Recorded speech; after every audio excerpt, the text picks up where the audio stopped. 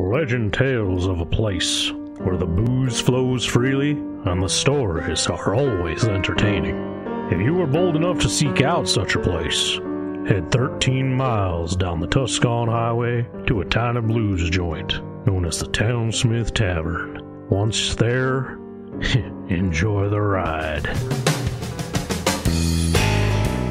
Ladies and gentlemen, you are listening to a UA production of Beer, Blues, and Bowl. Excuse me, you can't say that. You're gonna lose your family-friendly rating. You're gonna corrupt the kids. BS! A podcast that invites you to grab a cool beverage, pull up a seat, and enjoy time with friends. And here are your hosts, Howard Blues and the Mark Kidder.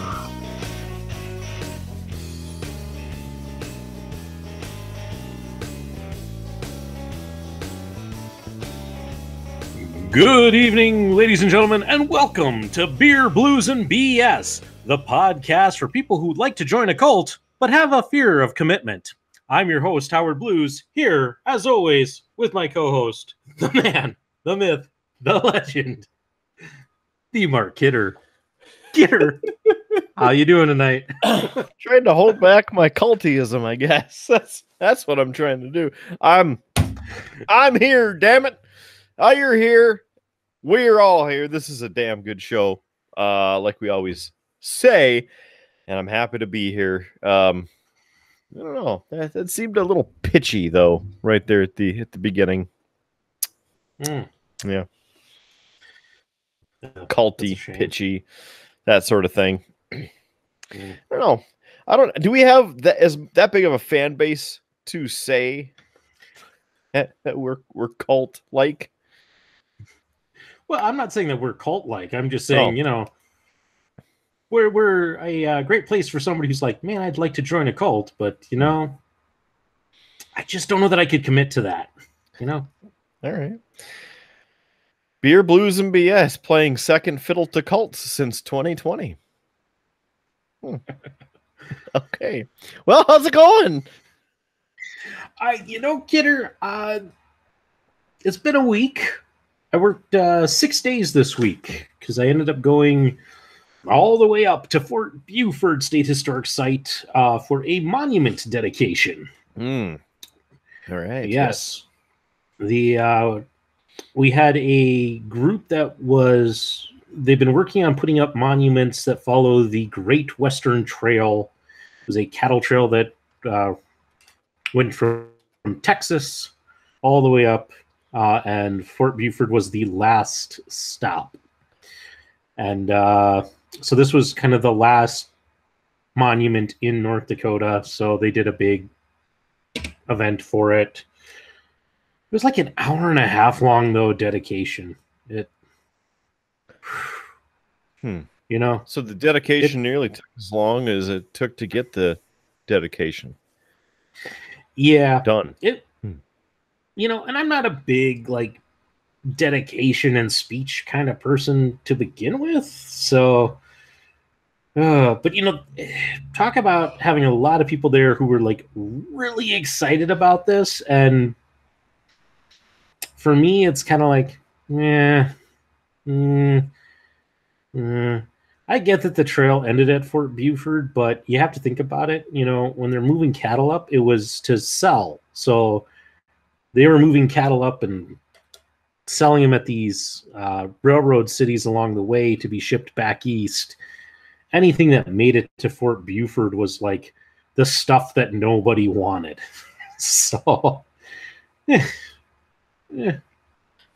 And stuff that nobody wanted may or may not include. I'm just saying, it's like the worst cat, It's like by the time you got up there, it's like, yeah, here's the sickly looking cattle that nobody wanted. Hey, U.S. military, you want it? It's kind of one of those. Or it was given to Native Americans and such that were in and around the reservations in that area. But it's kind of one of those things where, again, this was it was an okay event, but it was just long and such. And it's a drive up there. It's about 3.5 hours from here up there. So, about 7 hours in a car for an hour and a half long ceremony. Makes for a long day. Ended up being a 12 hours. The closest city to the fort for those unfamiliar? The closest city is the closest city is Fairview, Montana, but probably easier to say Williston, North Dakota is probably the next, or at least the better landmark. Gotcha. So it's beautiful country and such, but yeah. And then it just so happened that the main organizer of this dedication hadn't gotten a photographer for the event. And I was, of course, because I wasn't giving a speech or anything, even though it was one of my sites. So I took it upon myself, like, I'm going to photograph this event. I'm going to document it. But then I had the organizer of this event going, oh, hey, you're doing this? Hey, I got a reporter that I've been talking to. Could you send photos? Could you do this? Could you do this? Which, okay, fine. And I was kind of like, I will do this on Monday. But by the time I got back, like I went and got dinner because my family had already eaten. So I got dinner, got home, ate my dinner, was finally having a bit of time with my son, and this individual got my number, called me, and was like, this reporter's freaking out about this. You need to get these photos. It's like, I ended up putting in like a 12-hour day to get these photos downloaded and sent to this reporter. Isn't that awesome? Yeah. That sounds like my regular days. And I did it because it's good PR for the society and everything, but it was kind of a little like, I finally get home, I finally get to play with my son, and then I have to go do this, and he goes to bed, and it's like I didn't really get to see my son because somebody didn't think about this. And that just that annoyed me. It just kind of, it's like, I understand this is a big important thing to you, but I also would kind of have said, don't rely on hopefully getting photos from somebody else. If you want it documented, think about that. Have somebody there to document it. Oh yeah, or have the reporter come out, or have the reporter line something up if the reporter wanted a photo. But yeah. So it's made for kind of a long week. For those who don't understand the North Dakota legislature and all that, we had the end of the biennium here as we, end of June, start of July, new biennium. So you have all of your end of biennium spending as you try to use up the last of your budget. There's end of biennium is crazy. It just is crazy because there's a lot of procurement rules you're kind of working around and all of that, and final reports, annual reports, end of the year reports, trying to help sites through everything. It's a crazy week. So it's not like I could take a day off and feel comfortable doing that. Plus, we brought on 2 new state historic sites because North Dakota Parks and Rec handed over the Lewis and Clark Interpretive Center up in Washburn, along with Fort Mandan, replica of Fort Mandan that's up in Washburn as well. So we're now up to 59 state historic sites. So there's quite a bit with that. So it's just kind of been a crazy week trying to get merchandise from the store out to sites in time for the 4th of July and all of that. It's just been crazy, man. It's been crazy. But that's why I'm glad to be sitting down having a chat with you and sharing a good drink or two. So absolutely. So before I start discussing other things on our rundown, how about we start cracking into the beverages? Because I think it's time to start having beverages. What do you say? I'd say it's time to find out. what's on tap for tonight? Ding, ding, ding. Tonight I am going with, I think I had it last week. Once again, the Avalanche Amber Ale beverage. Going with that again. And the reason that I'm going with this again is because everything else in the fridge I have also had before. But I wanted to talk about what I had with dinner this evening. And that would be the Grain Belt limited seasonal beer lager Blue. And it is, kind of hipster, BLU. No E on the end. It's Blue. Grain Belt Blue. The reason that I was kind of interested in it is that it's a seasonal. Didn't really know a whole lot about it. And so I just ordered it. Ordered a pint. I was like, I'll just do it. Got it. Took a sip. Well, I looked at it first. Sent this picture over to you. And was, pleasantly surprised with the coloring of it. Smelled it and went, it's going to be one of those. It's a blueberry lager made by the Grain Belt Corporation, which, of course, as you may know, in the Minneapolis-St. Paul area. So the official info listed on the Grain Belt website about it is that it is a blueberry lager, tart, balanced, and refreshing, a delightfully sweet twist on the classic American lager. So with that, I had 2 pints of that with dinner this evening. Very delicious, and I am going to do what I can to try and locate some of that in a store near you or a store near me and share it with you, so then at least you can have one of these blue American lagers as well. So Cool. I'll let you know if I find them, and then we'll go from there. But for tonight, Avalanche, cheers, my bro. Nice. That will be better than the other beer that you sent me when you helped restock the fridge.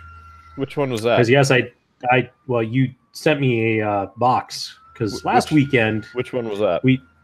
Yeah. I don't want to spoil it yet. I will. Okay. The audience will know when we get there because they are beers that you have had on the show.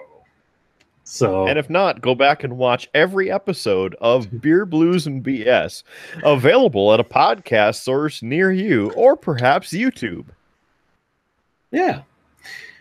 So, but Kidder, I would be interested in that because Grain Belt is actually a beer that I used to drink quite a lot of, actually. In fact, enough so that when we would be at Boston's Pizza and Pub for crappy beer night, Grain Belt was one of the crappy beers, and you guys always gave me grief when I got a Grain Belt because they're like, well, that's not a crappy beer to him. That's what he drinks normally. So that's cheating. I didn't really think it was good enough or bad enough to be in the crappy beer circle. No, it really shouldn't have been, and it was kind of one of those that when you got that, that was like hitting the jackpot in crappy beer night. You're like, yes, Grain Belt.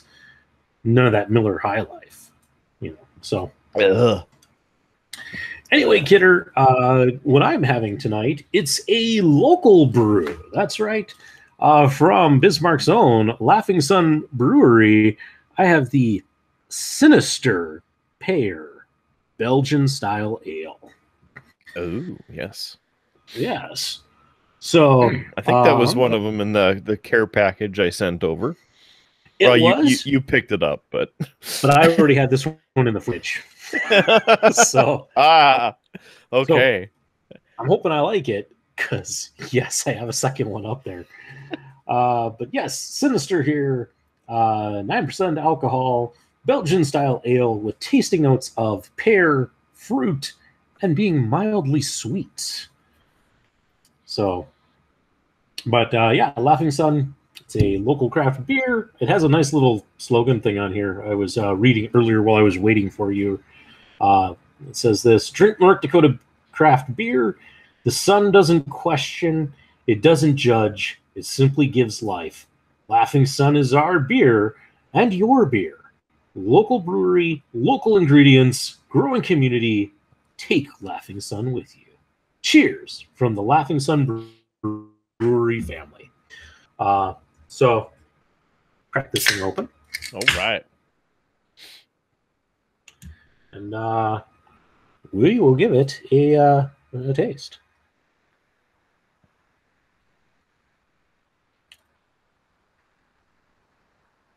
Ooh, that's pretty good.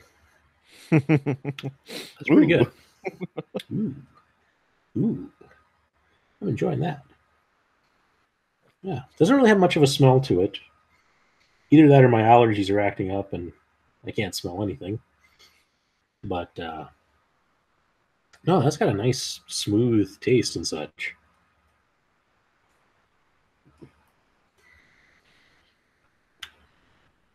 I can definitely get that sweet taste. Definitely that bit of pear. But it's not like overwhelming like some of the fruit beers that I've had on this show where it's like, pow, here's the fruit, punch to the face. It's a little bit nicer, milder. Yeah. I'm feeling pretty good, Kidder. I've had 2 weeks of decent beer, so this is going well for me. I'm enjoying. Awesome. I'm happy to bring that one, but then I was obviously happy that you had your own in the fridge already, so then you can double down, as it were. So yeah, probably not both tonight. Being I've already had one, and I'd like to spend a Saturday without a headache tomorrow. So okay, fair enough. And the nice thing is that these episodes are being released on Fridays as well, since apparently that's our hottest night for episode watching, and well, we'll just give the people what they want, right? Yeah, apparently people want to start their weekend with a dose of the Triple B. So I can't complain. We've had a couple of episodes. Oh, go ahead. Who wouldn't want to spend their Friday evening without the Good Brothers? I mean, come on. Have a couple beers, talk about some good stuff, good stories, some laughter, some shenanigans, talk about what's happening, and they go from there, right? So thank you for watching or listening. Really appreciate your patronage of the Triple B. So thank you for joining us, Good Brothers. You were saying, my brother. I was just saying, it's it'll be an interesting experiment to see how it does. And Kidder, I know by the time this comes out, we're now talking about the past, but as of recording this here, we're releasing a double episode this week as we move into Friday, because we have episode 13, which is the remote experiment, where we tried doing a remote, and it was definitely an experiment. There's an episode there. It's got some good things. I don't want to, it's got moments. It's there. Yeah, it's there. But more importantly, and I will say this, is it's the release of the bonus episode Brew Day, and has our lovely Brew Day spent with the brewmaster of the Triple B, the local geek. So great to get that out as well. And I'm excited to see what people think of that one. Because it's a very different style to everything we've done. So it'll be interesting. What, it's higher quality? I wouldn't say that. It's not a perfect film. But it's good. It's passable. I mean, if we ended up making it perfect, then we would have a lot larger budget and probably people wanting to sponsor us immediately, right? Well, I was going to say, and it would also meant that we had multiple cameras going, probably some set shots, probably a list of like true questions we wanted to get, and and I want to say there would have been effort put into the filming. I'm just saying, like, we would have done probably more.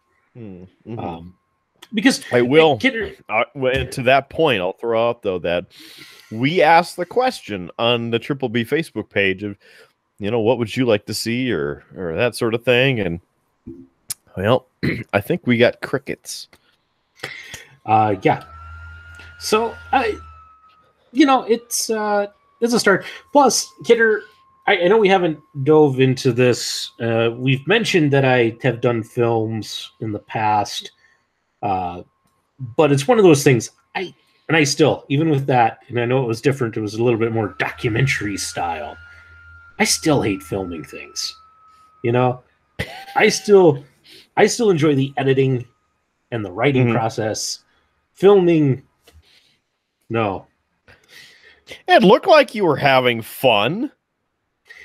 I was having fun because we were with Derek and you, and it was a good day, and it was, there was fun. I'm just saying that, like, it's one of those things, like, when I sit down then at the editing and I'm looking at all of this stuff and I'm just like, like, I pick up things where I'm like, I didn't really get a good shot of this. I would have done this differently. Where was this? There's one spot, and I actually put a note in it apologizing because the camera drifts up, so like all of a sudden all you see is like Derek's head in like the bottom corner, and then I'm like, oh crap, and I adjusted. It's just it's one of those things where like I can take and look at footage that people have taken and go, this is good, this is bad. I'm not great about doing that in the moment. When I'm sitting there actually holding the camera, like, I will look at it and go, well, this is all good. And then I get back and I look at it and I'm like,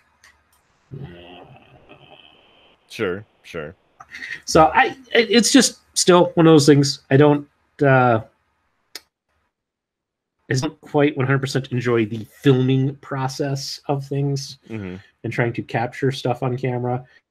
I still like working with the editing portion. And to me, that's, I think, a realization that the storytelling is kind of in two spots, because you have it in the writing phase where I'm getting to sit and write all this stuff down and put my thoughts on paper and be creative there.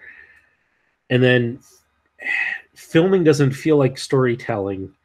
Filming feels like I am just getting what I need. And editing is then where I get to sit and take that, whatever gets caught in filming, and go, okay, now I need to try and use whatever I got, good or bad, to make the best story I can. And so I enjoy the editing process and seeing it come together and seeing life and adding sound effects and all of that. The filming process is still not my favorite. But I like some of the edits that we did with this. I think that there's some good stuff in it. I enjoyed the narration I did with it, trying to do my best imitation of Jeremy Clarkson, which fell apart immediately, but that's okay. It's terrible. It fell. Oh, it was one of those, like, I got it like okay on the first take. And then I kind of realized by like the second or third chunk in, I'm like, this isn't what I did in the first take. So I actually had to go back and record the opening narration again to match kind of what I did the rest of it. So it's kind of funky, but it's okay. I laugh because it seems like we're trying to be more artistic than we really are. But fair enough. But Kidder, I see on the run sheet that you've been doing some home improvement. So a little bit, spend a little bit of cash on some little things. working on some things. Of course, could end up, saving some money and then putting it toward like a nice camera, so then we could do some decent videography. But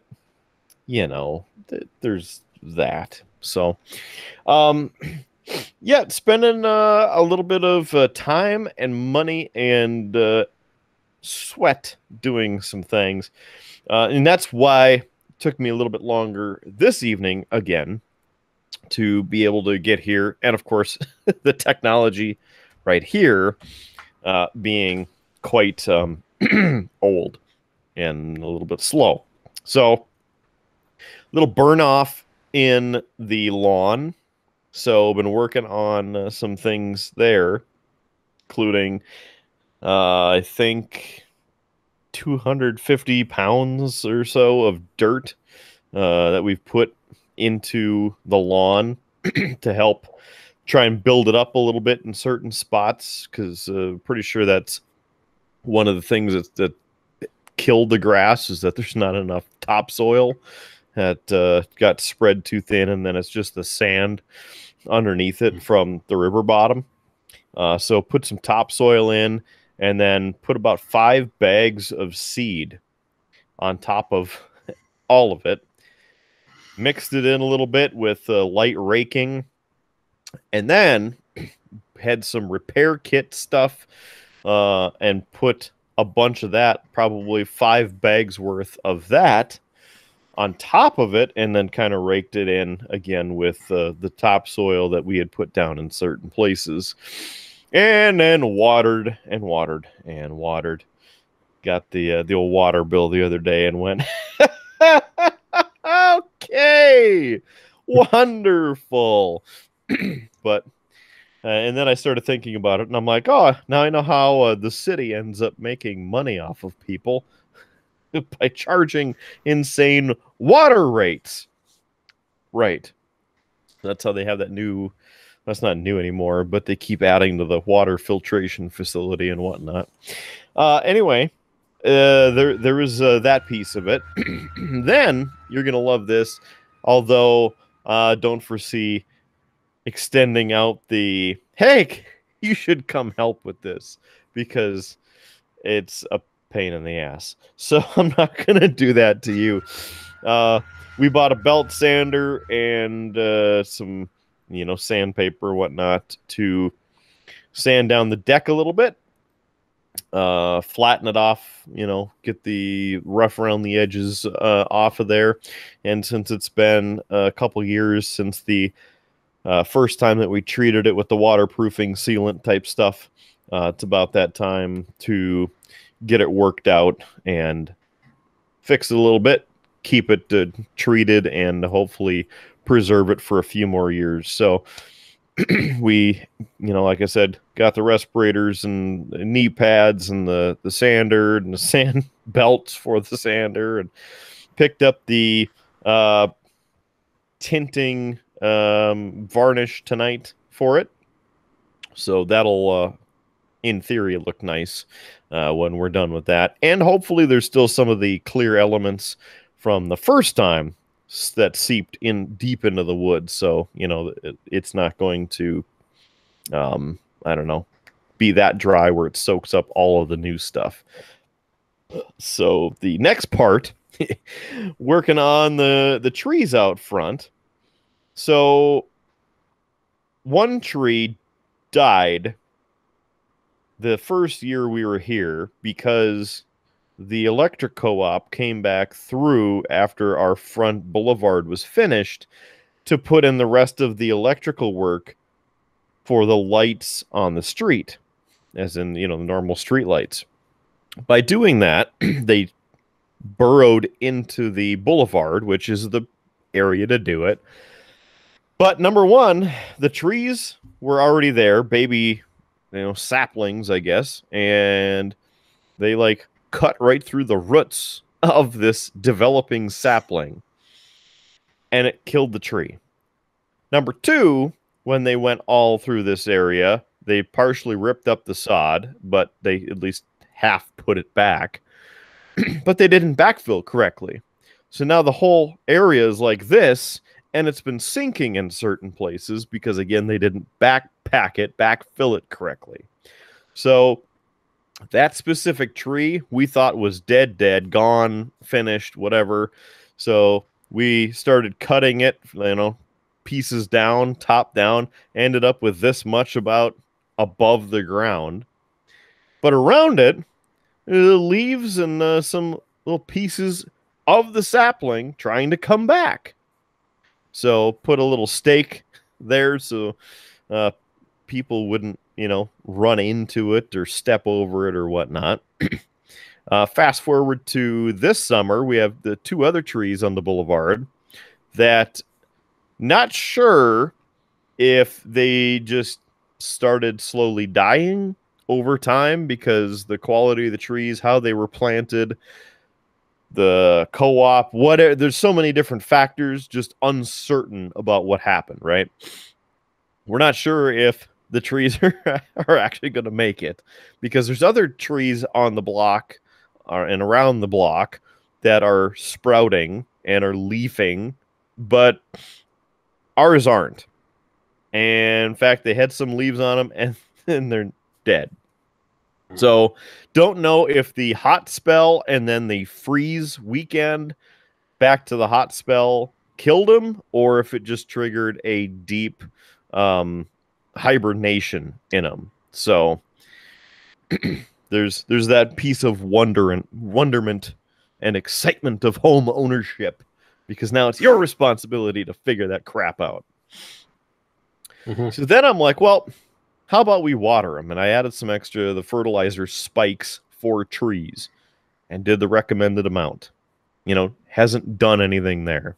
So I'm like, all right, fine. Went out and got the wood chip mulch. It's not really mulch. It's just like wood chips. Want to class up the place a little bit and put those around the trees. Partially so then I don't have to trim as much.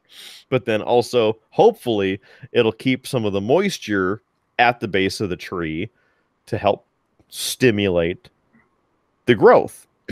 Now, it's been a couple weeks. Haven't seen any growth there. So we're still kind of waiting and seeing, thinking about buying a tree, taking that out, put a new one in, but still trying to give it the benefit of the doubt here.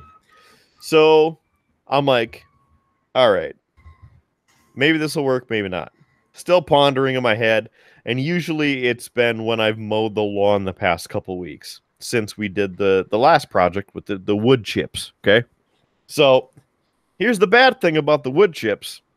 It's kind of in a pile around the tree, and I tried to pack them as best I could to, again, help seal in some of that moisture so it doesn't just evaporate off with our 100-degree heat that we've had several times. But also so that when I get close to it with my mower, that I don't just start sucking up wood chips and making wood mulch out of mulch. Well, I can't get close enough because the damn chips fall onto the deck of my mower or come underneath it. So then I got a little bit of this going on around the mulch or the wood chips, which is not what I want because it looks like crap. And if I come over there and I trim around it, then I'm shooting wood pieces out into the street at passing cars, children on bicycles. They're flying off. There's going over here. There's a dog 2 blocks down that gets smoked in the face by a piece of wood chip he didn't even know existed. And I'm like, I can't have this happening. So today went to Menards and yes, you're welcome. Please pay for your sponsorship. We'll send you the bill. Went to Menards and picked up. I'm not even to the bushes yet. We're not even to the best part. Okay. So we went to Menards and looking at all these different blocks because in my head, I'm like, yeah, there's these concrete, like sloped pieces, right? You can get them and around and you can put them in, around a tree or a bush or something like that. Well, they don't really have those. They have these thick ones like this thick, and they're kind of flat on top, and then they curve down, which of course means that you need to dig out a half a foot of material to put them in. Or and then on top of it, they don't really curve that well. They're great for a straight line, but if you want to curve, no, turning. A straight line for you, and that's it. So future Howard's like, it's one of those episodes. I now I need to edit. Beat button's gonna get some use this episode. Thanks for giving me a break so I could take a drink. No, not a problem. Not a problem. So we can go all the way out and around, and of course, it's 100 degrees, so we're out there. It's just sweltering. It's just unbelievable. It's hot. Looking at all these bricks. I'm like, nope.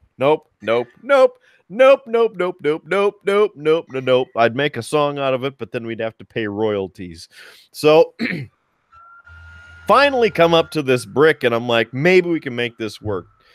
They're meant to interlock. So the one end is like this, and the other end is like this, right? So they're about a foot, so you can, whatever. This is terrible descriptors here. But you can curve them, because you can put the one end like this, and it can actually curve this way or that way. So fine. So make a little thing, again, kind of like the cult thing we were talking about at the beginning of the episode. Now I know where it's coming from today. Did it earlier, and we didn't even know. The cult-like activity continues. We got to stop that shit. So figure that it's going to take about 11 of them to go around. So 3 trees, 33 bricks. So in the cart, pushing the whole freaking cart around the store. 33 blocks, 2 gallons of wood varnish / tint / waterproof / treatment. And then we got a couple of the liners for the pan where you put it in. So have to back up a little bit, because the only other funny part that I wanted to share with this whole experience tonight, we went to dinner first, and to start this extravaganza, that little detour that we went on, we also have some bushes in the front that were trimmed a little much, and then the frost, freezing, drought, all these conditions combined have not allowed the bushes to really, I don't know, look good, right? So they're pretty much sticks, or it's just a hole in the ground right now because we had to trim them back. So we're like, hey, we'll go to Lowe's. Thanks for your patronage, by the way, on the Triple B. We'll send you your bill for your sponsorship. Went over there. All right. Went over there and looking in the garden center. Found a couple different plants, full sun variety, which is, again, one of the mistakes that the people who did the landscaping in our neighborhood made. Oh, yeah, we should put some of those bushes in the fronts of the house where it's full sun. Oh, it only needs a quarter sun?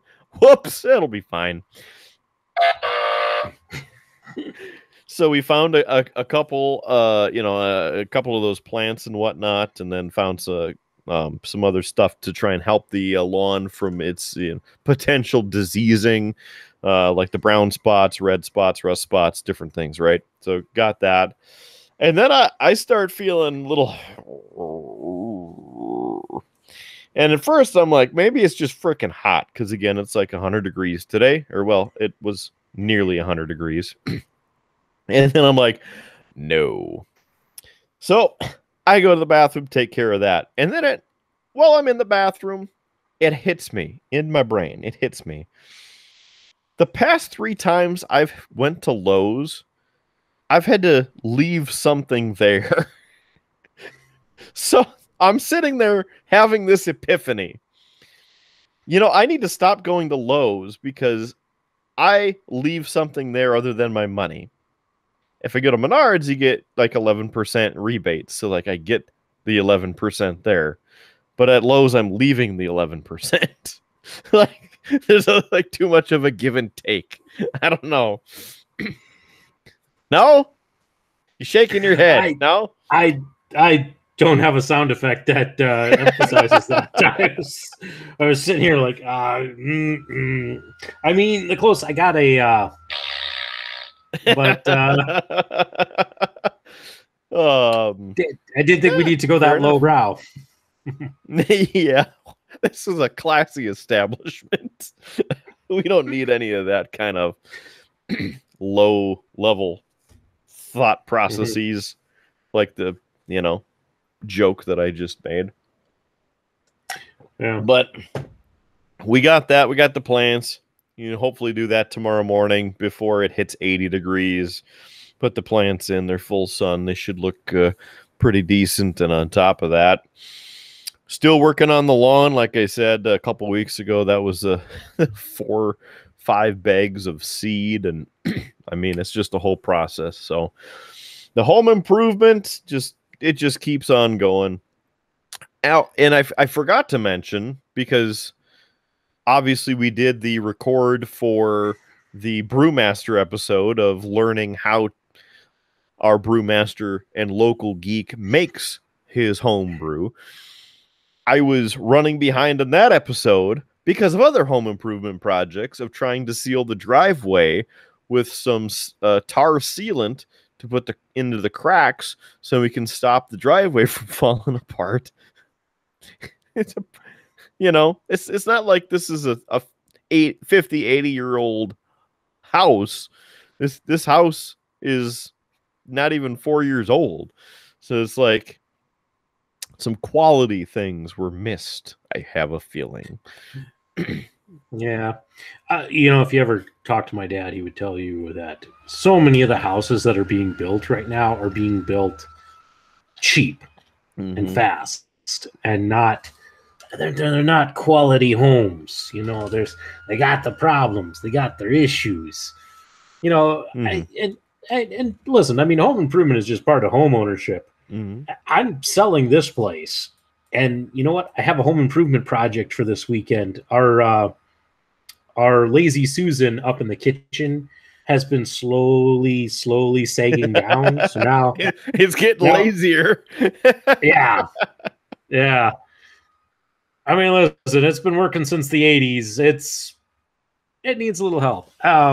Anyway, on the last home inspection, I noticed something where it said Lazy Susan doesn't work, and I was like, what? It works. It drags a little bit. It's not. And I actually had to get something off of it last night, and I'm like, oh, this really doesn't work. So this weekend I'm going to fix the Lazy Susan. New homeowners, you're welcome. It's really just a simple matter of taking everything off, undoing the set screws, lifting the unit up, redoing the set screws, put everything back on. It's maybe 20-minute job. So I like your confidence. Well, listen, text me when you start. And text me when you finish. Listen, I do have a supervisor, and depending on his mood and how he's teething, it may take longer. So we're making excuses already. I didn't know how this is going. Yeah. Likely story. Yeah. Well, we'll see. I'm hoping to do it while he takes a nap, but Junior didn't want to take a nap today. He only took a 15-minute nap today, which is not enough. But he's teething, and so he's got a low-grade fever right now. But oh, poor kid. We got home from daycare, and all he wanted to do was just like cuddle up next to me and be like, hold me. I don't feel good. Hold me. Let's watch Sesame Street. That one. It's got Elmo on the thumbnail. So, it's like, okay, well, just watch Sesame Street, buddy. It's okay. So, yeah. He had Sesame dinner. Street, you're welcome. Your check for the royalties to pay us is in the mail. Anyway, I'm getting the most mileage out of this thing I can. So that's kind of my last, or should be my last home improvement project. Oh no, wait, I got one other one. I got to clean our hair out of the drain in the upstairs shower. It started to drain slowly, so I need to do that, which is a common thing for any of you who have wives with long hair. It happens. It's yep. Or you could just grab some high grade acid and throw down there. My wife, and sorry, sweetie, I am going to tell this story. Here we go. And she has a friend who we have a tool because we had to replace our drain at one point. So we have a tool for going in and pulling out the drain ring. And she had a friend who wanted to borrow that tool because they were having a slow draining shower in their place, and they thought they were going to have to replace the whole drain mechanism to fix it. And it's like, no, you just take the drain off and pull all the hair and gunk out. It's all you need usually is a Phillips head screwdriver and a needle nose pliers. So yeah. Well, Kidder, the good news, it sounds like, is if this podcast thing fails, all of you can now join Beer, Blues, and BS, the landscaping channel, and we will help you with all of your landscaping and home improvement tutorials. What? Oh, so okay, let me preface this with a question. Does the OSMO it was the OSMO, right? The gimbal and whatnot. OSMO Pocket, yes. Does that happen to be weather resistant? Not like water resistant or anything, but I'm talking like landscaping, not almost rough and tough.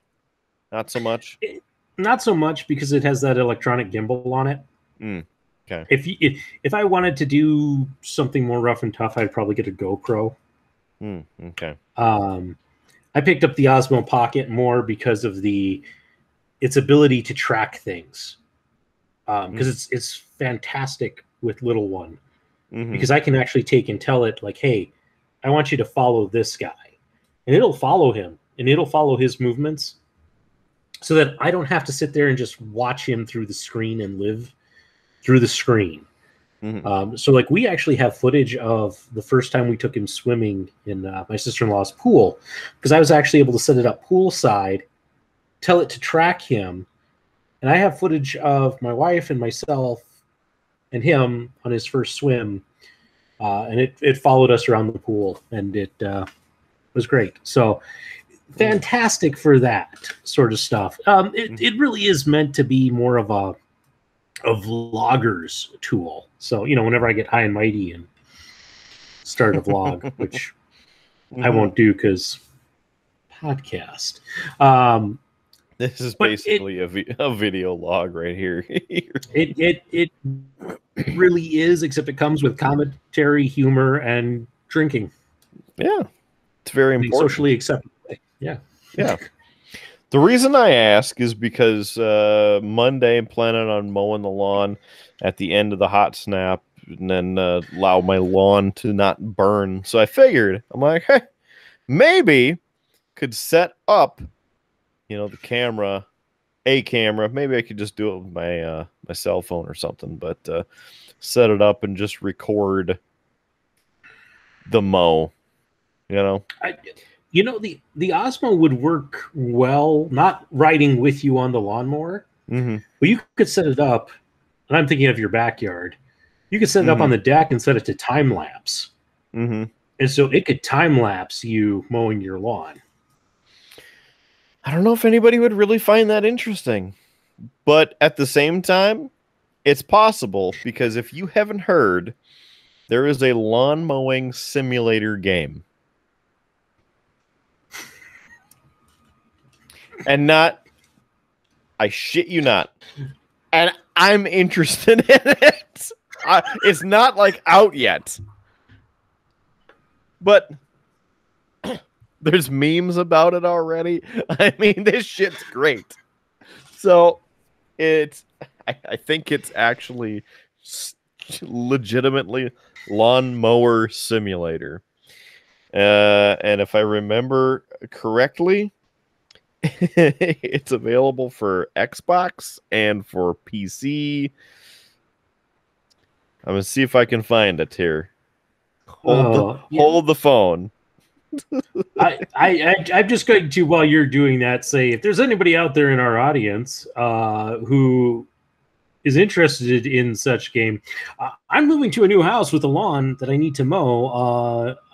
Look me up. I would be more than happy to let you mow my lawn as a simulation or such. So there's that. The other thing is, Kidder, hey, we have an audience, so if you want to see Kidder mow his lawn in a time lapse, just let us know. Oh my gosh, this looks terrible. Yeah, so there's a little bit of the video. As you can see, you can hop on. How about I just do this? I'm gonna send you, because now the advent of technology, you can send Instagram things through Facebook Messenger. So yeah. So send it to me. I'll link it in the show notes for those who have to see this wonderful lawn mowing simulation action. I'll put it in the show notes. You can watch it. Some bitchin' video. I mean, you can do things like create your own business for lawn care. You can then choose your mower. And this is after you choose your colors for your shirt, for your logo, and for your trucks. If you want a logo just on the front of your shirt, if you want a logo on the back, or if you want a logo on both the front and the back, I don't ever want to choose the color of your hat. I don't want to ever get grief about Stardew Valley from you. Not over this. I'll take my farming RPG over your lawnmower simulator. Whoa! Business. This isn't my simulator. I didn't make this crap. I stumbled upon it through the advent of memes and humor, and I was like, "This can't be a thing." And I started looking. I'm like, "This is a thing." And you know what? They even have legitimate mower brands in this game. Yes, so I can use a Toro mower in the game just like I can in my own yard. Well, Kidder, before we move off of the home improvement and lawn mowing topic, that and such, I have to ask you this question. So, when are you going to install in your own front yard a neighborhood P-Rock? That's in the neighbor's yard. Oh, I know. I just really wanted an excuse to tell that story. Oh. So the time when you were over, or me, or any of us? Well, listen, I'm just throwing this topic out there because it's one of those things that I didn't realize this was a thing in your neighborhood, and I didn't know either. I'm like, we have the technology in a nice gentrified neighborhood. Maybe we could use something like a bathroom. Bathroom! Bathroom! Coming here. So for the like that. Yeah. So for the audience, Kidder lives next door to a household of 3 young boys, and I will tell mine while Kidder's apparently on his phone watching lawnmower simulation videos. You want me to go into Farming Simulator? I don't play that, but I'm pretty sure we could find a lazy goalie who has. Anyway, I was coming down to Kidder's for, I believe it was the pay-per-view, and it was like winter. It was this last winter. It was cold. It was like frigid cold. And I pull into Kidder's driveway like I normally do, and I hadn't noticed it as I was pulling in. But as I'm there, and I'm getting my stuff together to get out of the car because this is one of those like I'm gonna get all my stuff together and make a beeline for the door. And as I'm getting stuff up and I'm looking through, I all of a sudden look out my passenger window, and in the neighbor's yard, there's this large landscape decorative rock. And here's the kid who lives next door sitting there just peeing on the rock, you know. And I just was like, what? And I'm like, okay, I'm not looking at this. Get my stuff. I'm gonna get out. And as I'm finishing that up, I watch as he finishes. He runs across the street to the neighbor's house, rings their doorbell because apparently he was going next door to play. Nobody answers, so he runs back. And I'm thinking, you know what? Maybe, just maybe the kid is locked out. You know, and just really has to pee. You know, and you know, because otherwise, I mean, it is frigidly cold. Why would you pee outdoors if you had access to a nice warm bathroom? You know, so I'm wondering if this is a thing, and this is why he's going over to the neighbors. Maybe he's trying to get inside, get warm, but he comes running back and goes right into the garage and goes in the house. I'm even more baffled now. So, and correct me if I'm wrong, but I'm pretty sure that it wasn't just like, hey, a quick look around and like, you know, secretive. This was like pants down, straight out into the public. Yeah, I mean, it was, this kid was facing the street and all of that. I mean, it was a bit on the shocking side because it really is. You look up and all of a sudden, it's, you know, someone's like, "Howdy, neighbor," just peeing on the rock. You know, it's just like the rock was thirsty. Okay, trying to help the neighborhood retain its gentrified look. I don't know. Yeah, but so promise I'm in a classy neighborhood. Promise. You know, I will say the very cliched boys will be boys. But, you know, I grew up in the country, and I'm not going to say I haven't, you know, peed outdoors and such. But I at least didn't, like, sit there and face the road for everybody to see, you know? You know, maybe you could go, like, to the back of the house where there's, you know, not a street or neighbors who are in their driveway or maybe driving by or riding a bike by, or you know, you could go behind an air conditioner unit or something, or just go inside because then you can wash your hands too. It's very important to me, and everyone who comes into my house, you wash your hands. You turn the page. You wash your hands. You go to pee, you wash your hands. You go to poop, you wash your hands. I mean, these are just like simple, groundbreaking pieces of technology and social interaction that I figured we had covered by the year 2021. But here we are. Yeah.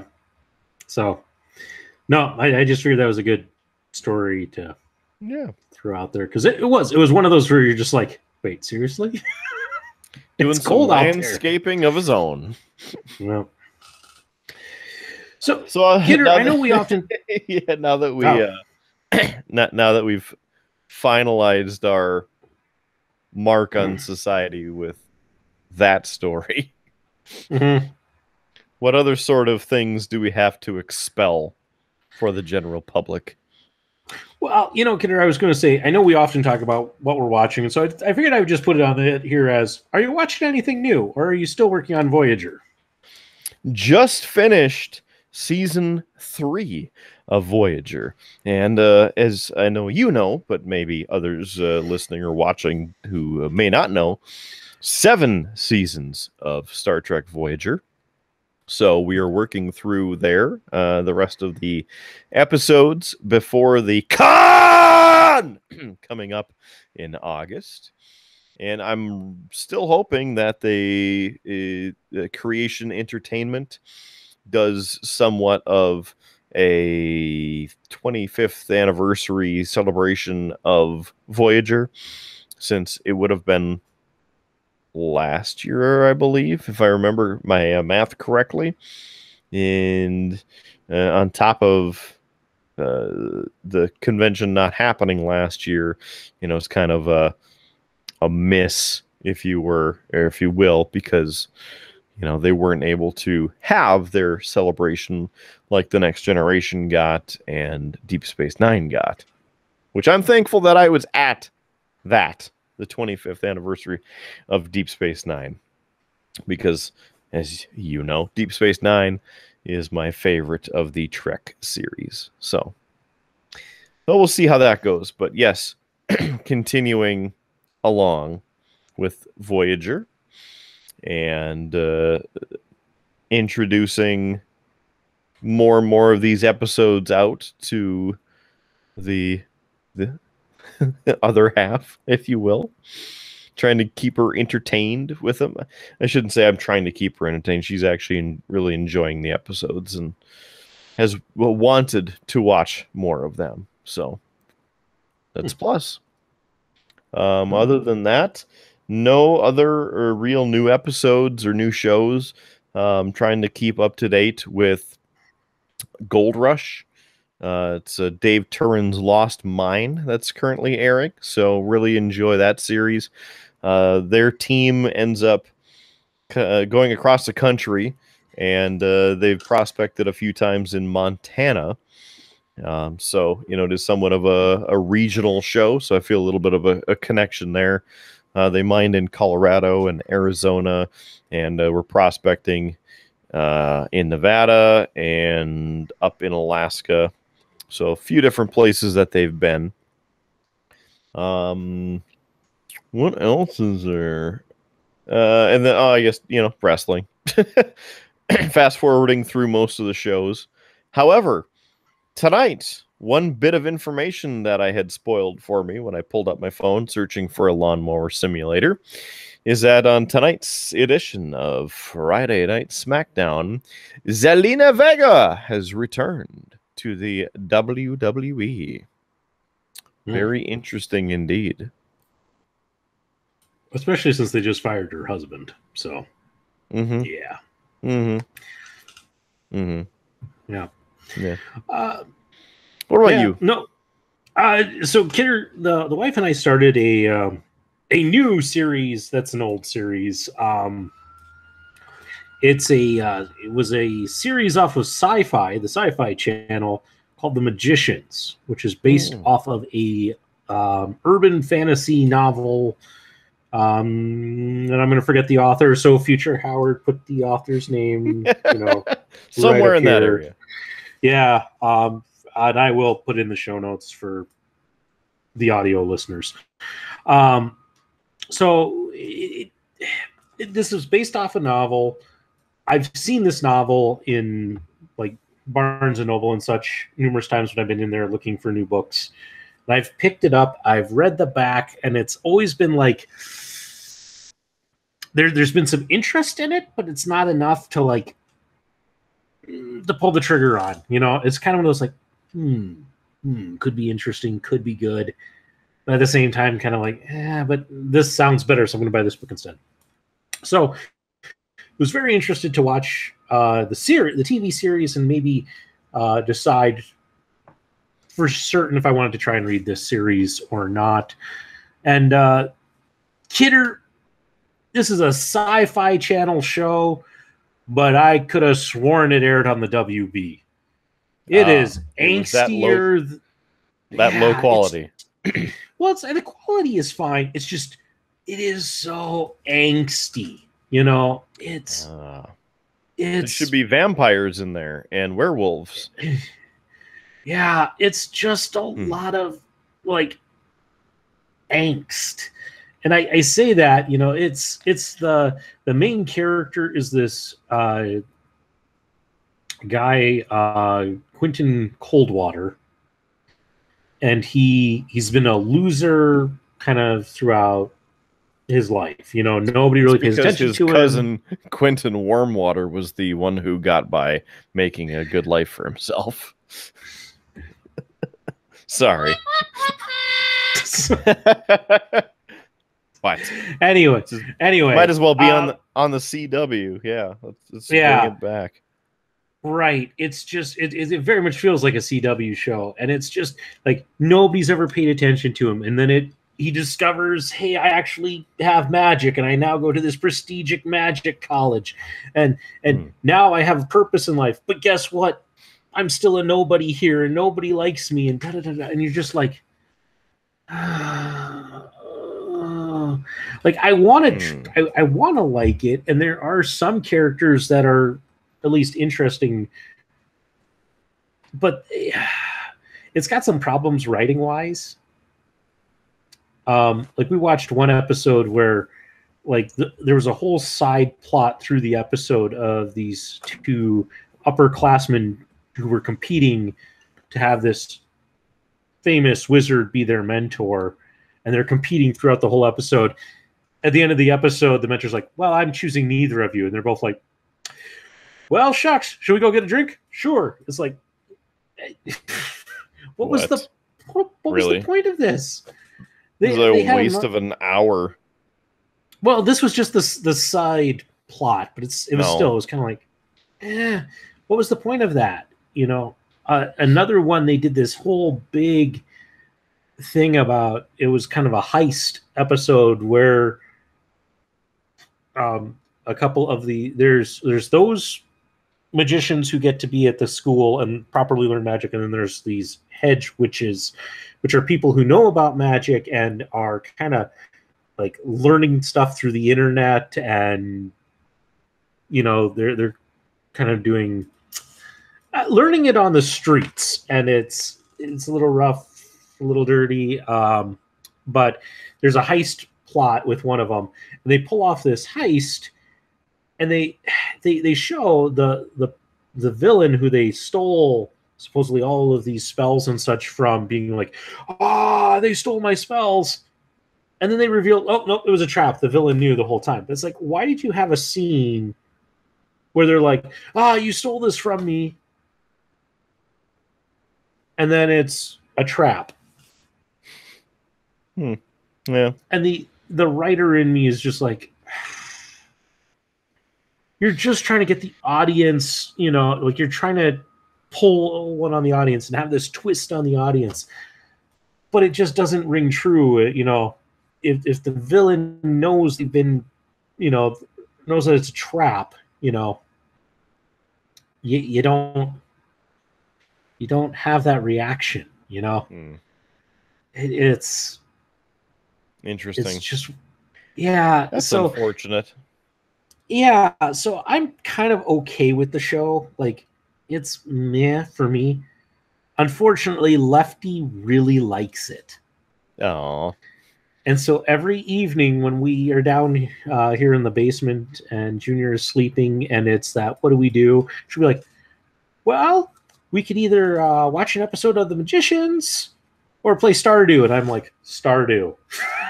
Because I don't really want to watch more of this. Mm-hmm. So it was one of those, like, it started off well, had great potential. Well, I'll probably watch more of it, and I'm going to hope it gets better, but I might have to drink a lot more when I watch this thing. It's not, I mean, let's face it, this is sci-fi, you know, a sci-fi series, you know, Sci-Fi Channel, the makers of such classics as SS Doom Trooper. Ice Twisters. Ice Twisters was the other one. I was trying to remember what the other one was. I'm surprised I remember that, because I tried to block that shit out of my memory. It's been over 12 years, and that crap still creeps up on me every once in a while. Absolute garbage. You know, they had another one, which I don't remember, that was... Atomic Twister? No, this one was a fantasy one, and I was like, oh, this could be interesting. I got really psyched for it, and it took me maybe like 10 minutes in for me to go, wait a second. This is Moby Dick, but instead of a white whale, it's a white dragon. It's like, okay. And I mean, that one had,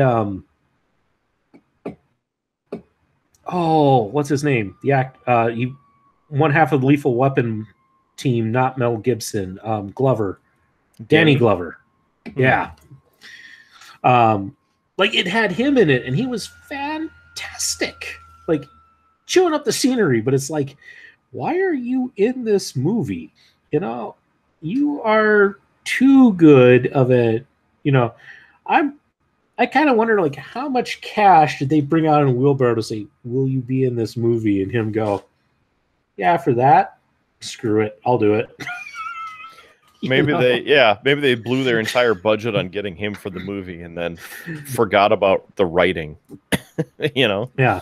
I mean, I can enjoy a good B movie. Like I enjoyed Sharknado. I know like some people are like, oh, it was terrible. I'm like, yes, it was terrible. It recognized it was terrible, and didn't try to like make you go, actually, you know what?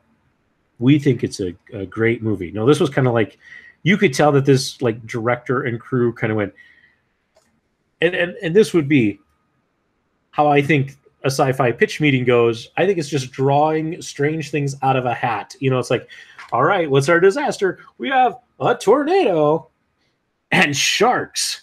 Go. I think that this director and crew just went, this is stupid, but you know what? We're going to make it so campy and so cheesy and just not try to make this like the cinematic masterpiece. I don't think that the director who got Sharknado was like, yeah, we're going to do a lot of lens flares. We're going to make this look like a J.J. Abrams Star Trek film. We are, I think he realized like Sharknado, we're going to just try and make it not suck and be as campy as we can about this stupid concept. And that's why Sharknado works. I think some of these other ones, they draw it out, and it's like giant robotic Nazi. No, they failed that one. That one was terrible. And I saw some of the previews and was, I believe, in the same realm of what you were thinking, like excited for, this is World War II, and maybe it's kind of a what if, and this part could be out there if the more realistic, like if the Nazis had been working on robotics and discovered this piece, like, oh, we could augment this human, and what if we release it? No, it was just garbage. So there's that. Now, on the other end of it, because it we're feeling like we're beating up on sci-fi, or how sci-fi used to be, and we'll come back because I want to beat up on CW some more, so we'll get to that just a minute.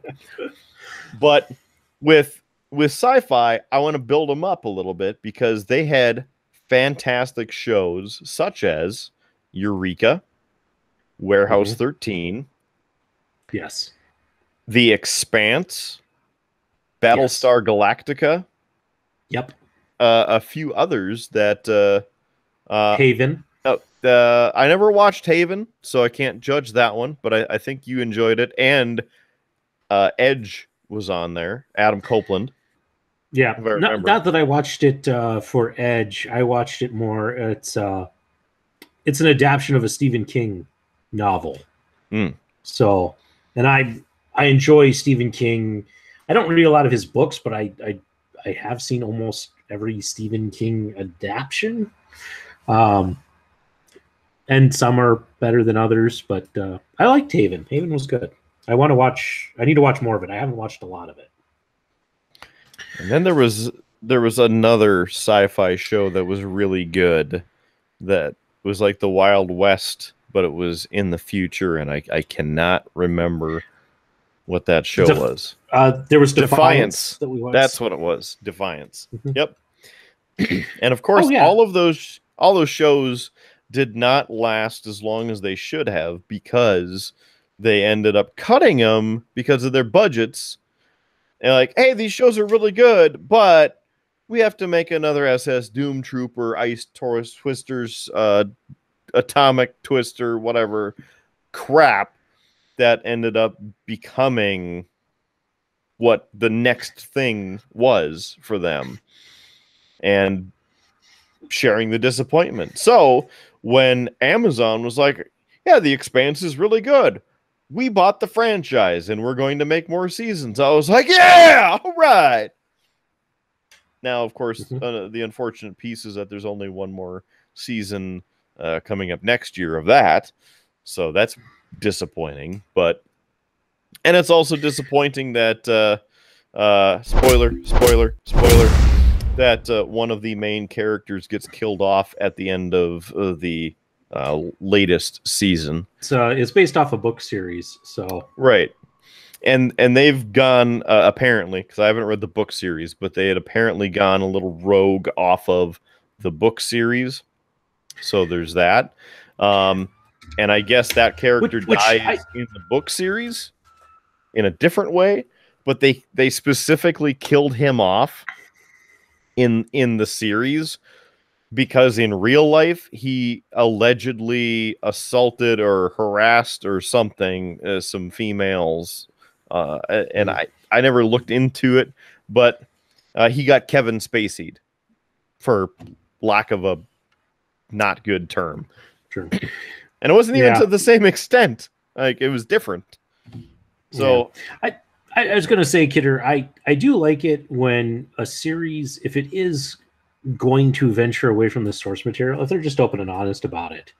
AMC's The Walking Dead was very, very much right off the beginning. They said, we are going to follow the general plot line of the comics, because it is based off a comic series, but we reserve the right to change some things, and we're going to do that so that if you've read the comics, there are new surprises and things for you. And it's kind of like, if they say that, like, hey, we're going to be as truthful as we can, but we want to change this up so that there's some actual tension for you. We're not going to necessarily do a massive change of character or things like that, but hey, this character maybe dies, in this comic book early in the series, might make it a bit longer. They changed some of that sort of stuff, and I think that I think it worked. I mean, The Walking Dead became a huge TV series.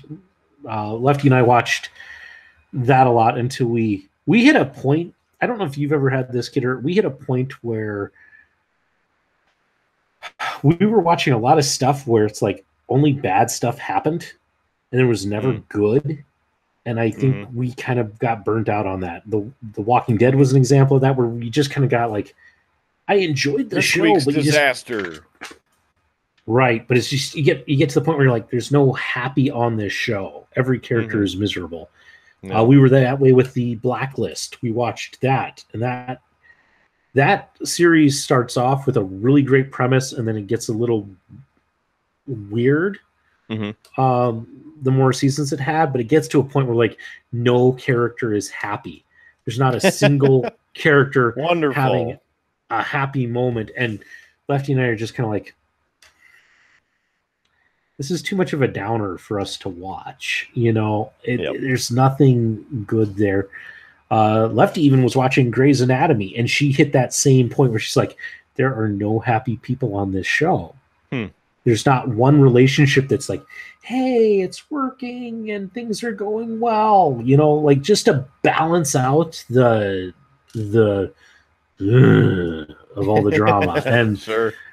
And so like we stopped watching a lot of that sort of stuff because it was just kind of like, ugh. Right. Like a little happy every now and then, you could take a show show like this show.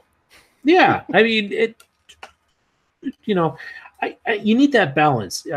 Kidder, did you ever watch the show Scrubs? No. At all? I mean, I've seen episodes, but to me, every episode was like the same, like romantic comedy BS that I'm like, you've seen one episode, you've seen all of the episodes. That's how I felt. Yeah, and not saying that you're wrong with that. I can see that. What I was going to say with it, Lefty and I have watched that entire series, and what I will give it credit for is it has a lot of good balance of comedy and tragedy. It has some real gut punch moments in it. I mean, yes, it's a lot of goofball comedy, but I mean, when they wanted to hit you and make it, make it hurt and make you feel something, they could. And they didn't do it all the time. Mm-hmm.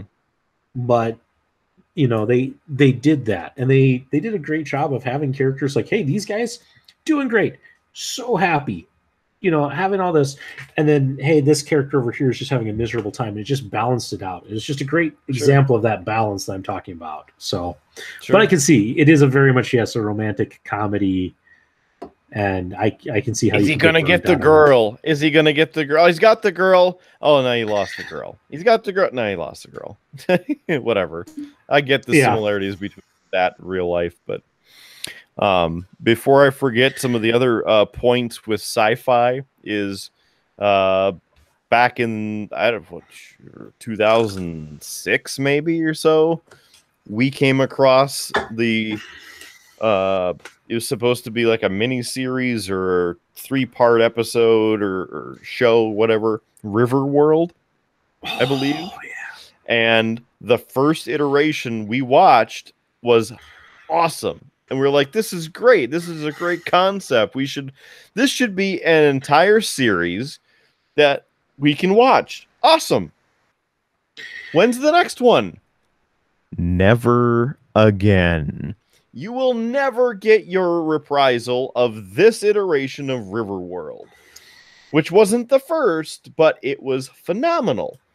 And then just to fill people in on Riverworld, because I do want to give that more credit. Riverworld is actually based off of a novel by, again, an author whose name I'm going to forget. So Future Howard is going to put it up right now, and I will put it in the show notes for the audio listeners. But the premise is that you had people from history waking up along the banks of this river on these plots of land that were surrounded by these big, massive steep side walls. And they're from all different times of history and such. And it's this interesting kind of reaction of what happens when you have, Julius Caesar, Mark Twain, and a astronaut all show up on the same beach, with some others, and what happens, and you get factions, and you get, it's kind of post-apocalyptic and all that. The book series is all right. It starts off really good. I did read the series. It gets a little too, like, the first one is very much like, why are we here? There's a mystery behind it, and there's that desire. The later ones get very focused in on the civilizations that are built along this river, and it just kind of lost that tight feel of it. But yeah, excellent series. But I just wanted to fill people in on that. I do recommend go out and read the book if you can't find the miniseries. The first book is pretty good. I think on the original one that we really enjoyed, the main character is an astronaut, correct? Mm-hmm. Right. And I don't remember if they kept that in the 2012 or 13, whatever version that was. I have it over on the massive archive over there, but they, in the glimmer of hope, Sci-Fi was like, hey, we're bringing you Riverworld, the beginning and end of the story that you wanted to see for the past decade or however long it was. And so we again got super excited and got our hopes up, and it was all right. I mean, it wasn't bad, but if they had continued with that first iteration, that would have been a phenomenal series, but missed opportunity for Sci-Fi.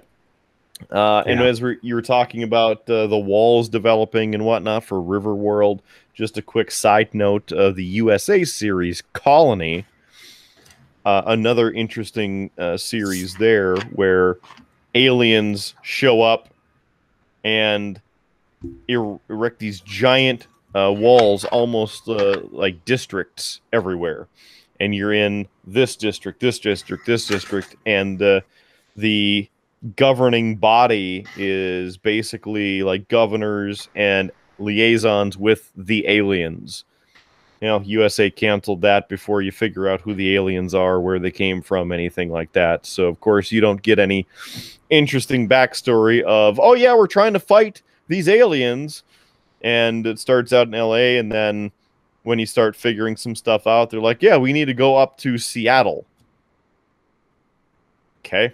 And then you go up there and, oh, yeah, we call them these and we whatever. And like, it's just a sidetrack. But Wayne Brady joins the series for that. So, I mean, that was interesting. But again, missed opportunity there. Yeah, I think that's why you're seeing there are some of these series that are putting a whole like story arc in the first season. And it's I think just in case they get canceled so that there is a resolution to it. Mm-hmm. You hope there's more. And sometimes though, I think that they blow their entire shot in that first season. Yeah. And then it's like, well, you had this really great first season and you had nowhere to go with it from there because you put everything into that first season. Yeah. I think that happens on a couple of these, but yeah, it is what it is. Kind of like how the show Firefly was out for essentially half a first season, and you never really get the extra stuff, even though they kind of made a movie, and there's talks of bringing that series back. There's so many fans that love that. I've watched it. I have it. I'm not obsessed with it, but I would have watched it. So there's that. Yeah. Now we have the Orville and other new Star Trek series like Picard, Discovery, Strange New Worlds will be coming out a little bit later. So a few things to look forward to in the Star Trek realm of things. So there's that. And before we move on to our next topic, again, I wanted to rail on the CW a little bit for the steaming pile of a reboot that is Walker, Texas Ranger.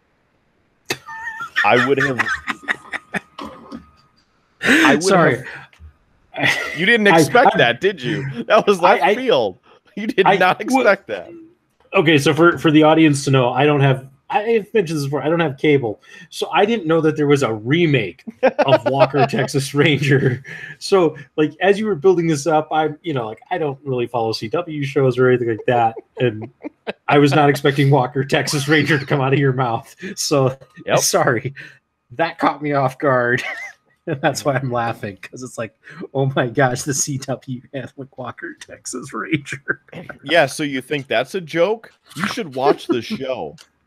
Because I'm that's not a drunk joke. enough. No, you're not. In fact, I would say you should have another 5 and then start to watch the first 20 minutes of the pilot, because it was horseshit. Oh, Kidder, I now want, like, if we could get enough, like, support, enough comments to do it, I'd say that's what we need to do, is have a review watch of the first episode of the reboot. With a highly intoxicated watch of the first episode of the reboot. Yes. Okay. So what number should we set that at? I mean, should we go with like 50, 500, 5,000? I mean, make people really share this. Like, we want to see Jake and Elwood together, wasted, watching this wasted piece of television. What do you think? Yeah, I don't know. Listen, truthfully, like, we average about 1 to 2 comments per episode, so so we better not shoot low, otherwise we'll really end up getting drunk for no reason. Yeah. But let's maybe leave it out there. If we see that demand, if we see people commenting that you want to see that, okay, we'll consider hit us up in the comments. Yes. Tell us how badly you want to see and hear this badly written, badly produced pile of garbage. Educated. And yes, I said educated because we would educate ourselves on what not to watch, and in my case, what not to watch again. To give you an idea, I'm just going to toss this out there as a little bit of a softball to lead up to it. Okay. So I saw the previews because we watch Penn and Teller's Fool Us, which is on the CW. Love watching Penn and Teller's Fool Us. Penn and Teller have a fantastic show. Had the ability, the privilege of seeing them once so far due to scheduling issues at their Las Vegas show in the Rio All Suites Hotel and Casino. Great show live. They do great acts and have great acts on Penn and Teller's Fool Us. So you can imagine my excitement as being an avid watcher of the original Chuck Norris version of Walker, Texas Ranger. In the eyes of a ranger, the unsuspecting stranger. I'm not going to sing the rest because we don't want to get sued. So there is that. I see this commercial coming this fall on the CW. Walker, Texas Ranger, returns. I mean, that's probably what should have happened after the show. But I'm seeing this promo, right? And it's like a man and his family fighting for justice, helping those who can help themselves. I don't know if that's the actual promo. Yeah. That got dark. But Jesus. So, again, I don't remember if that's the original promo, but I'm like, all right, Walker's coming back. All right, some ass-kicking, roundhouse throwing, punches, elbows, handcuff, booms. No. Find out, it's coming up on whatever date. I'm like, okay. Set it up in the DVR because I will forget or not be home, not have time to watch it. Ended up recording 6 episodes, I think, on the DVR before I was like, hey, I have some time. Sit down and watch Walker. Because it's just Walker. I think there might have been a subtitle, but it's not like Walker, Texas Ranger. No, this is Walker on the CW. There's a didgeridoo in this now. That was a spring. It was a broing. Oh, because on this end it sounded like a didgeridoo, like "Oi, Walker, Texas Ranger, crikey, he's coming out here." Using this, he's gonna make this more interesting. I'm just trying to make this Walker promo, yes, somewhat comical. Oh. Well, I mean, it was pretty comical because, it's all serious and this is a serious show because no, it was just bad. From the first moment of the plot line and the stories and the characters, like, okay, why did we millennialize this show into being a CW show from the greatness that the original show the series was? The original series had a lot of great things. This one, no, it just got corny really quick. So I didn't even make it through the rest of the full episode. I fast forwarded to the end because I'm like, this is garbage. And then I'm like, you know what? I recorded the rest. Let me just see if they're interesting enough to watch. That's why I'm sharing it on the Triple B, because we good brothers are here to help you. I made it through the first 5 minutes of episode 2, and I hit the fast forward. I proceeded through that episode, and the next episode, and the next episode. So that would be 4 or 5. 4. That was about 20 minutes of my life that I won't get back. And these are hour-long episodes, mind you. At the end, I deleted the last 2 and then deleted the series recording because I was done. I was done at that point. That was enough. It was bad. So, if you are just dying to see Howie Blues and the Mark Kidder get obliterated. Well, they don't hold back and obliterate the show for what it's worth. Drop us a line in the comments. Let us know what you think. Let us know what you want. Or maybe even suggest another dumpster fire of a television show that we could watch and share our, of course, all-important commentary. No. So again, I threw a little bit of a love angle there. The CW hosting Penn and Teller's Fool Us. So there's that. Mm-hmm. Throw them a bone. Mm-hmm. And I will say, going back to the UPN days, before it became the WB, and then before it became the CW, I will say that Voyager and Enterprise aired on the original version of UPN as part of the distribution method. So it started out here and then just down. Mm-hmm. There's also not Green Lantern. There's Green Arrow. Yes, there's that, and there's Supergirl. Flash, There's a few of these. Supergirl. You're right. Yeah, it's called the Arrowverse. It's all of the DC characters that we don't think we can make a big movie about, so we're doing them here, full of angst, because that's what CW stands for. Angst. I'm sure by the time this episode airs, we can come up with an acronym for CW. Mm-hmm. Crying and whining. I don't know. I think the C has to be cringe. Okay, cringeworthy. There you go. The cringeworthy CW. network. There we go. We got it. Man, that only Job done. took us 30 seconds, and we've come up with a better marketing strategy for the CW than they've had in 10 years. Holy crap. Do you like your television to make you cringe and go, gosh, my life has hit a new low? If so, check out the new fall lineup here on CW. We got more angst than a bunch of hamsters without a wheel. You know.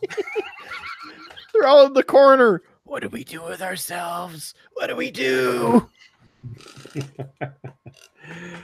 Oh, Well, in 1 minute, 1.5 minutes, we just solved the CW's problem.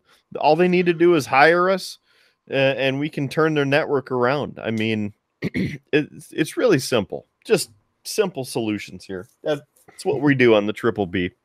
Bring a little bit of logic, realism, and damn it, some good ideas. Yeah. So, Kidder, to switch gears, last week Are you throwing me a curveball? You caught that I'm going to baseball. Yes, I want to talk baseball for a little bit because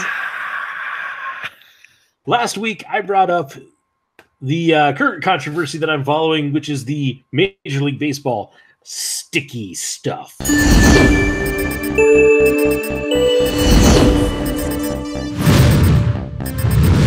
I wanted to give an update because I was mentioning that there was all of these checks and such that are happening. We have had the first Major League Baseball pitcher caught with sticky stuff in a game. It was the Seattle Mariners pitcher Hector Santiago. He was suspended for 10 games and fined an undisclosed amount of money for having a foreign substance found on his glove during a game against the White Sox this past Sunday. Here's the best part. They found it at the end of the 5th inning when they pulled Santiago. They're like, okay, your pitching is not that great right now. We're going to pull you out. We're going to bring somebody in from the bullpen. The umpire's like, I got to check you. Players leaving the game. And they check him and they find sticky stuff. And so now he's suspended 10 games and suffering a fine. He is appealing it, but just to give you that update on Sticky Stuff Gate. the scandal rocking Major League Baseball. So stay tuned. Stay tuned to the Triple B for further updates on this developing controversy. I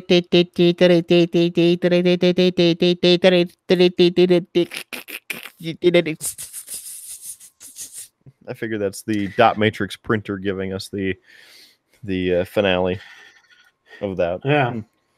That's very interesting. Are they sure that this foreign substance was actually sticky? Can they prove its stickiness? Can they give you a degradable substance test to see if it was a byproduct of the glove? Maybe it was spilled Gatorade. Maybe he had his glove in the bedroom and it was some other sticky substance. Maybe he stuck his glove in a honeycomb. This is getting outrageous, and I don't even like baseball. This is dumb, and another reason not to watch baseball. What the hell? Yeah, as I said, it's, to me, it is just a really great dumpster fire, and that's why I keep talking about it, because, boy, you just can't get better than a scandal about sticky stuff. I mean, you can't write this. Sticks I mean, with it you. is, yeah. Uh-huh. Mm-hmm. Well, we can cheap plug away then, I suppose. I suppose one thing that we could talk about is Facebook. That's where we are all the time. Facebook.com/beerbluesbs. Make sure you click that thumbs up because we'd love to have you along for the show. And you can also contact us that way. Super easy. Comment on the posts, like the posts if you want, or you can be angry, sad, hearty, whatever you want to be with the emotes. Just connect with us on Facebook if you would.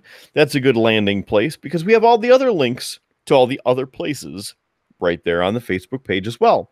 Speaking of where else that you might find us, get us on YouTube, where you can watch this show and check out some of the other links and pieces of information that Future Howard will put in the description below.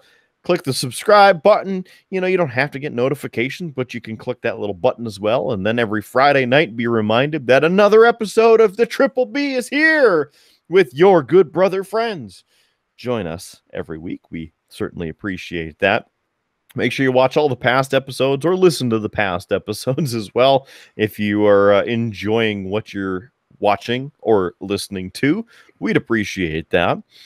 Also, there's Podbean, Spotify, Apple Podcasts, Google Podcasts, Amazon Podcasts, the Audacity, I believe is what it is on Amazon's podcast service, Last FM. You can check us out on Pandora, and Podbean is the place where you can find all of the information about where we are located in the audio realm. I also forgot iHeartRadio. We're on that app and platform as well. Then, if you want some weather information, you can check out the KRDN Eyewitness News 8 weather stream. That is the Eyewitness Weather Now stream. On Twitch, you can find that wonderful information scrolling across your screen right now. So make sure you type that in or click the link and go ahead and enjoy the stream. What's going on? What are you doing? What is happening? What did I do? Oh, you didn't do anything. This just in, Kidder. Apparently, Walker on the CW happens to be a favorite show for a gentleman from Indiana.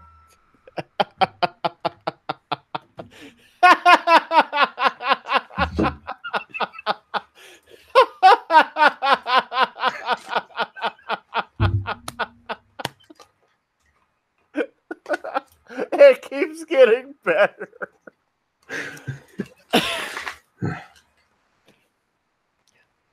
First question, how did he know? He didn't. I was just getting my cheap dig in on the guy from Indiana, but Oh, okay. Well, that works. You know, I'd expect something out of that individual, the gentleman from Indiana. mm-hmm, mm-hmm. Mm-hmm. It seems like the kind of show he would enjoy. Yeah. It's all angsty and trashy. Yep. And not in a good way trashy, like dumpster fire trashy. Mm-hmm. Well, thanks. That makes me feel a little bit better there. I was worried you're typing some things, and I was like, whoa, what's happened? So I'm glad we can continue on. So again, KRDN, the weather stream on on the Twitch and YouTube. You can check that out 24 hours a day, 7 days a week. Get the latest weather and all of that good stuff. Aside from that, we sure hope that you check us out online, beerbluesbs.com. You can even buy us a beer if you'd like, help support the show. We can give you a shout out if you buy us a beer. We'll talk about you. Maybe drop us a show note. We can discuss that on the show as well. And there's so many different things that you can do to interact with the show with us. Of course, we would love to have you part of the show. That's what this is all about. It's Howie Blues right over there. You can email him, Howard, at beerbluesbs.com. Email me, Kidder, at beerbluesbs.com. Even email Bob Giggles. That's right, the gentleman from Nebraska, Nico. It's Bob Giggles at beerbluesbs.com. Or maybe even Rude Boy Kyle, the gentleman from Des Moines. He is Rude Boy at beerbluesbs.com. We'd love for you to be part of the show, so please join us, sponsor us if you'd like.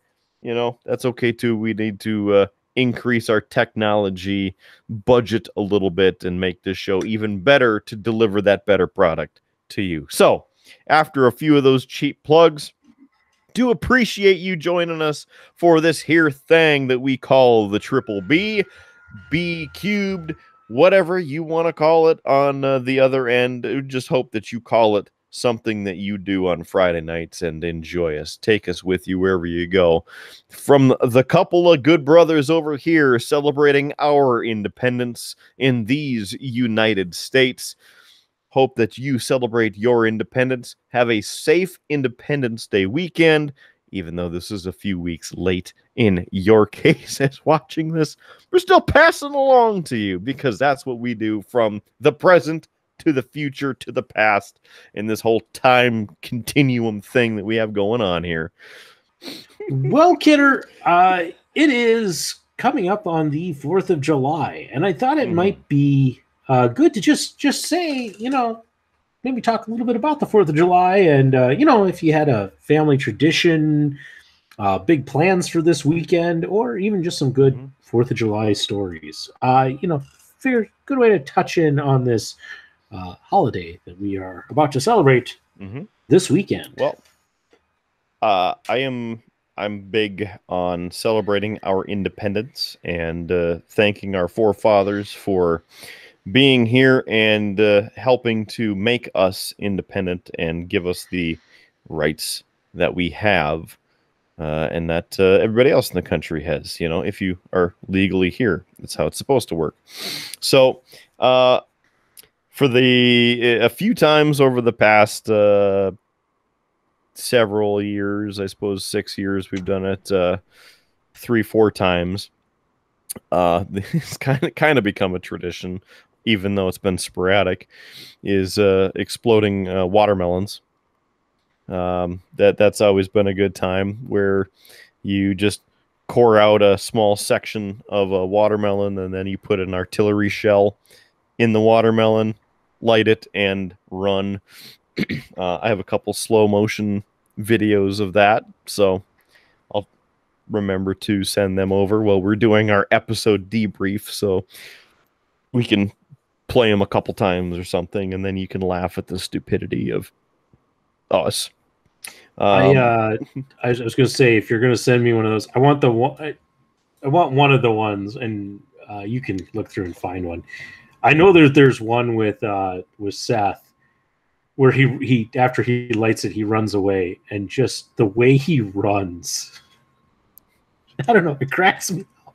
More than the exploding watermelon, it's just there's something about just Yep. trucking away afterwards. It's just like, yep, it's good. It's good stuff. yeah. I mean, because for the audience, Seth is a big. I mean, he's a bigger guy than I am, with the big beard and the long hair, and yeah. I mean, it's very much to see him like this, and this big guy just trucking. I don't know. It cracks me up. Yeah. I'll So- search through the archives as we're discussing and see if I can get one of those, send that over to you, because that's good stuff. Light and fireworks in general, usually one of the big things. Of course, this year with the fireworks ban pretty much statewide, I mean, in city limits, it's always been a ban since you or I have been on this planet. So I'm okay with that, just because, well, I mean, now it doesn't matter because I don't have to sleep during the day or sleep at night, a whole lot, because I have the weekend off. Before, I'd have to work and I'd have to sleep. And of course, you try and go to bed to work at 6 a.m. and you hear everybody and their brother going absolutely nuts for hours and hours. So there's that. Sounds more like an incoming mortar. Like, yeah. I mean, I don't have a fireworks sound effect on this. Close enough. Close enough. It's the best I had. So I love lighting off fireworks, but I'm happy that we can have a break from them. And last year, I think it was last year, or it might have even been 2 years ago now. I saved the fireworks cache that we had in the garage area, protected from falling stuff, whatever. They're the little pieces of fireworks about like that. They have a fuse in the middle. Those then spin and they go up. So you're supposed to just put them on the ground, you light them, walk away, and they up and change colors and different things. They're a million degrees. Well, we think it's funny. Or then they explode. That's the other thing. We think it's funny to light them and then throw them as hard as we can. The problem is that sometimes they come shooting back at you just from the trajectory of how they tumble. And again, Seth was tossing some of those out, and I was lucky enough, very lucky enough, to be standing in the right location where one came shooting back and went straight off the side of my skull and ricocheted back out the back door that was right here and exploded. Mind you, I was standing, like I said, in front of the entire rest of the fireworks behind us. So I had a nice red bruise right here that was probably 3 inches, 4 inches almost long, and was partially a burn because the thing's molten hot as it's spiraling through the air. And I got a headache. So I took one for the team that year. There's that.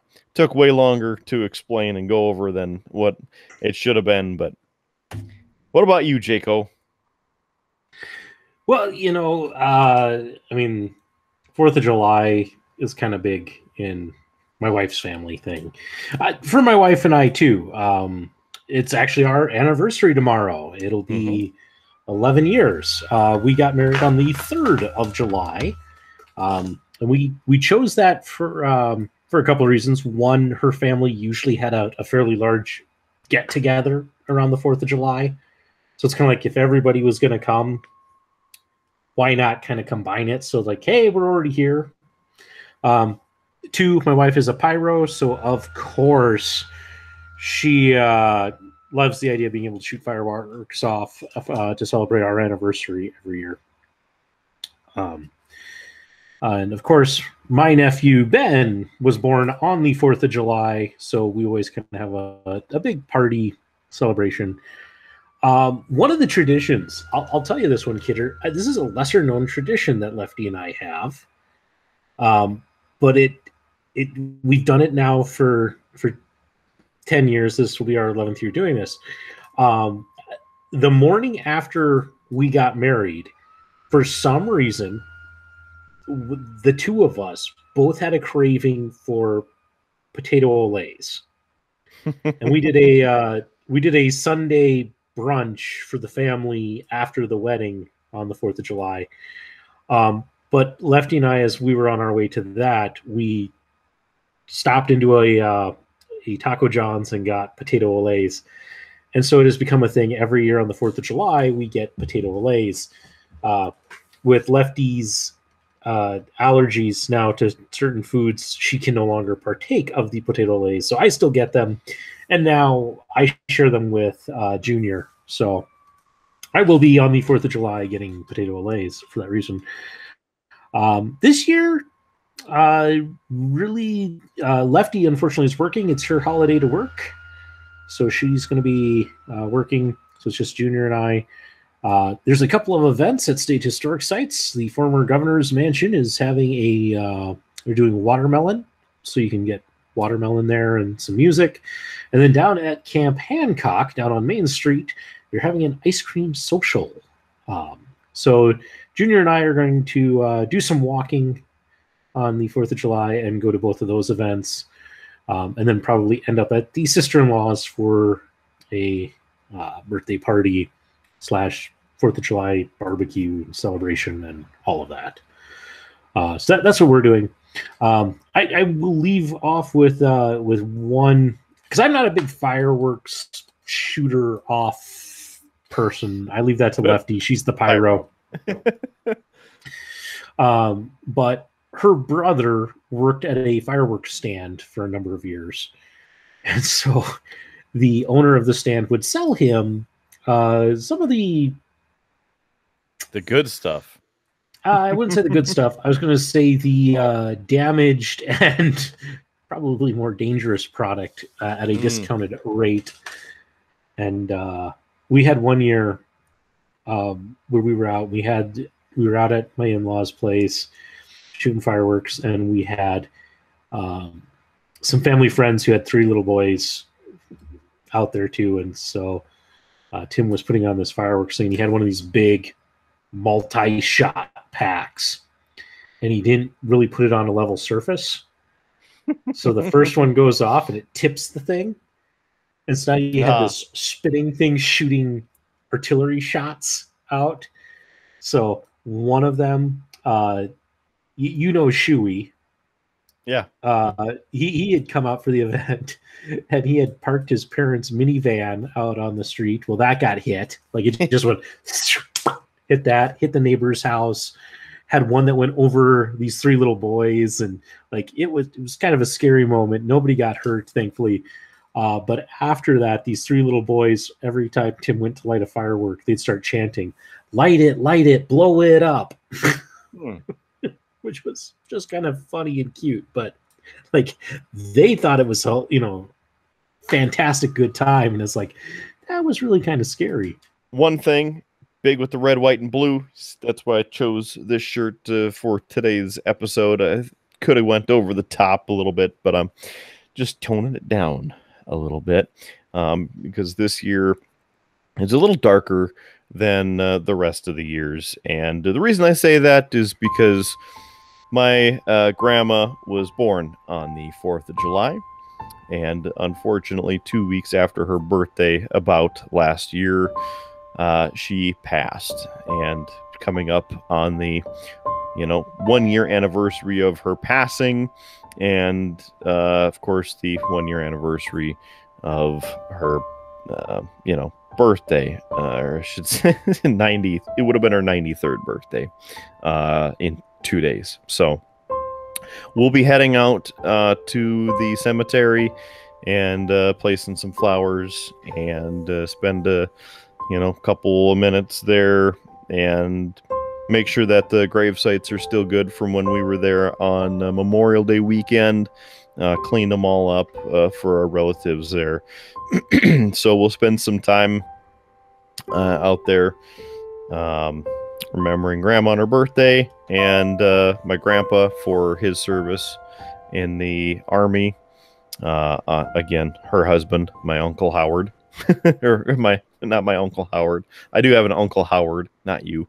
And then, of course, my Grandpa Howard as well. So it's very interesting that I have Howards on each step of my life, from not only my grandpa, but my uncle, and then my brother right over there from another mother.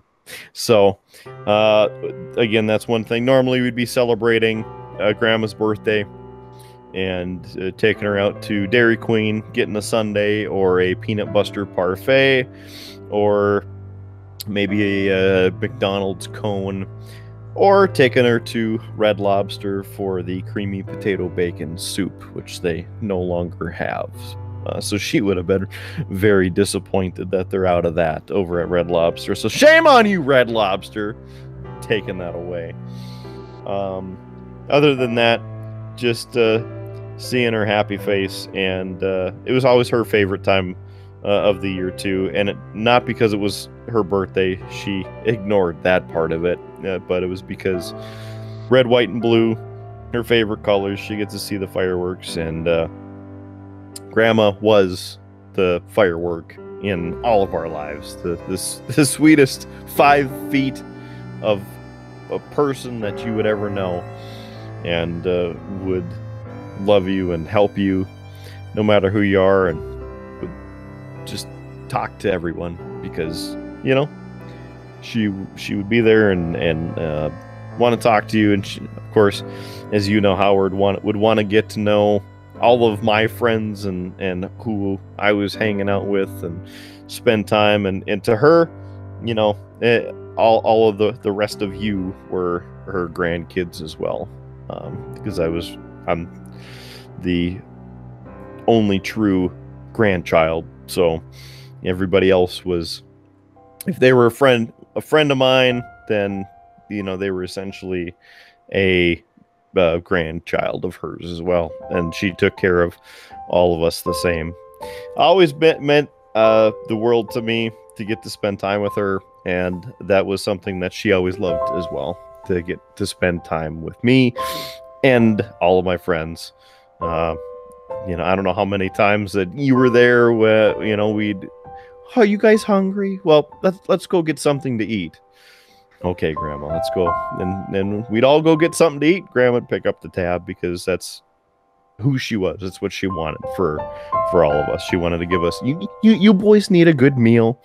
You don't worry about anything. I just want to be there with you guys. So, talking about traditions and whatnot, you know, that was the biggest tradition, to to be with Grandma and enjoy her company, and try and make her laugh and smile and make her mad because we'd always get her something and she didn't want us to get her anything. So there was that.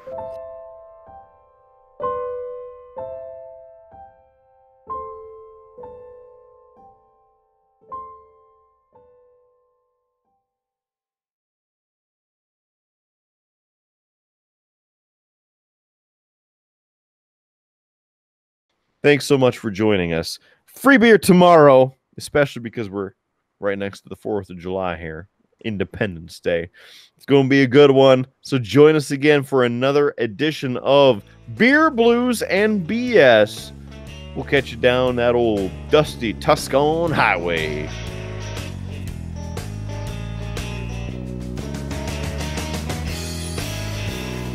You have been listening to a UA production of Beer, Blues, and BS. If you enjoyed the show, help others find out about it by rating the show or leaving a review at your podcast listening service of choice. Thanks for listening, and may your glass never be empty.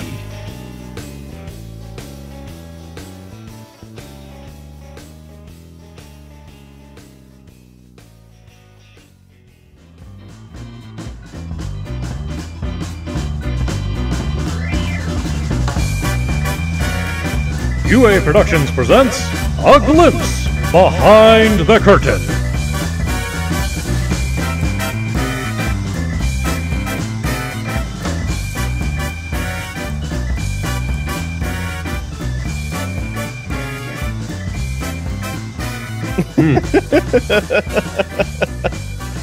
It's not a bad photo.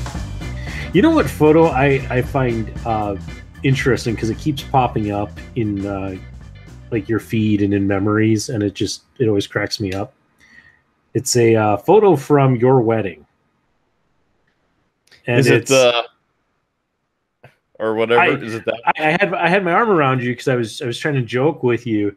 And like your mom came and took a photo, and you of course went like Mr. Professional, like like yeah, it's a photo. But because of that, I look like I'm intoxicated and like, hey, and I'm not. I was stone sober because I didn't drink anything at your wedding, so which is almost the same amount that I had at my wedding. Yeah. So it keeps popping up, and every time I see it, I'm like, I hate that photo. Because it does. It looks like I am like 10 drinks in. It's like, I'm not. I love that photo. I'm glad you do. It keeps popping up. I'm like, truthfully, I was giving you marriage advice at that point. But yeah. Marriage advice: get obliterated, and then you don't have to remember the problems you create.